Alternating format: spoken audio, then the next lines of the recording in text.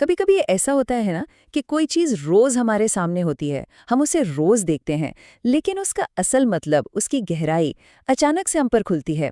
آج ہم کچھ ایسا ہی کرنے والے ہیں۔ ہم نماز کے اندر چھپے ایک چھوٹے سے لمحے اور اس میں موجود ایک لفظ کی طاقت کو دریافت کریں گے، ایک ایسا لفظ جو ٹوٹے ہوئے دلوں کو جوڑنے کی دعا ہے۔ ذرا نماز کے اس لمحے کے بارے میں سوچیں، جب ایک سجدہ کر کے اٹھتے ہیں اور دوسرے سجدے میں جانے سے پہلے بس ایک پل کے لیے بیٹھتے ہیں، وہ جو خاموشی کا ایک لمحہ ہوتا ہے، اس میں کیا کہا جاتا ہے، کیا مانگا جاتا ہے؟ دیکھیں، یہ نماز کے اندر کوئی عام لمحہ نہیں، یہ بہت ہی خاص ہے۔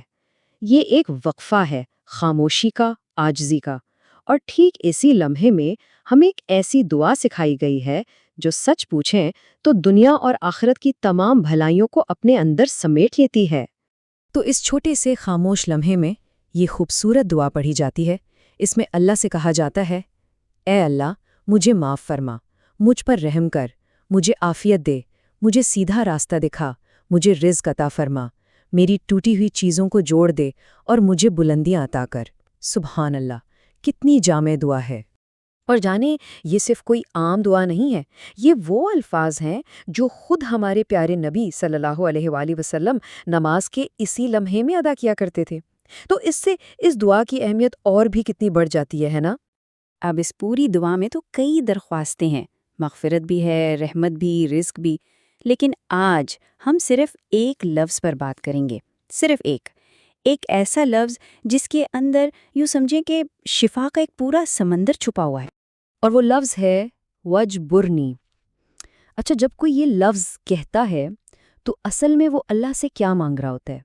اس ایک طاقتور لفظ کا، اس درخواست کا اصل مطلب کیا ہے؟ آئیے اسے سمجھتے ہیں۔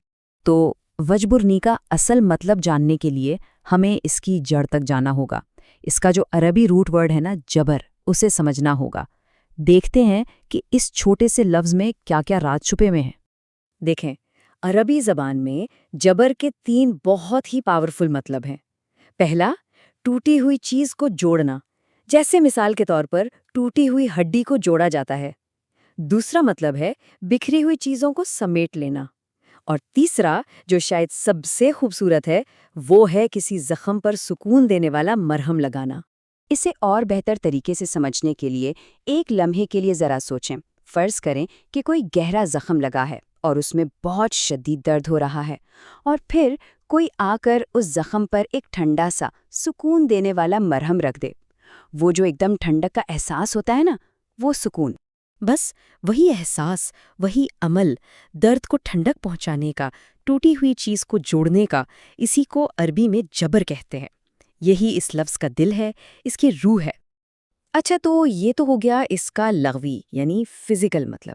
اب چلتے ہیں اس کے روحانی مفہوم کی طرف اور دیکھتے ہیں کہ یہ دعا اصل میں کتنی گہری ہے۔ تو پھر سوال یہ ہے کہ جب کوئی نماز میں پوری عاجزی کے ساتھ بیٹھ کر اپنے رب سے کہتا ہے وجبرنی، تو وہ اصل میں کس چیز کی بھیک مانگ رہا ہوتا ہے؟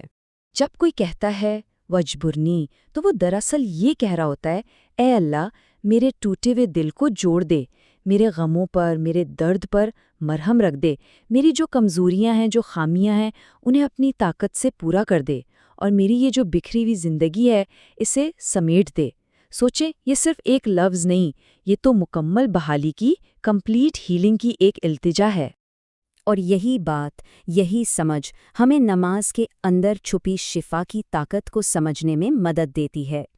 دیکھیں، زندگی میں ٹوٹنا تو لگا ہی رہتا ہے، ہم سب ٹوٹتے ہیں۔ کبھی دل ٹوٹتا ہے، کبھی ہمت جواب دے جاتی ہے، کبھی حالات ایسے ہوتے ہیں کہ وہ ہمیں توڑ کر رکھ دیتے ہیں۔ یہ ٹوٹ پھوٹ، یہ بروکننس زندگی کا حصہ ہے، اور ہاں، یہ بہت تکلیف دہ ہوتی ہے۔ اور سب سے خوبصورت بات کیا ہے، وہ یہ کہ ان تمام زخموں کا علاج، اس ساری تھکن کا مداوا، اس ساری ٹوٹ پھوٹ کا مرہم کہیں اور نہیں بلکہ نماز کے اسی ایک خاموش سے لمحے میں، اسی ایک لفظ وجبرنی میں رکھ دیا گیا ہے۔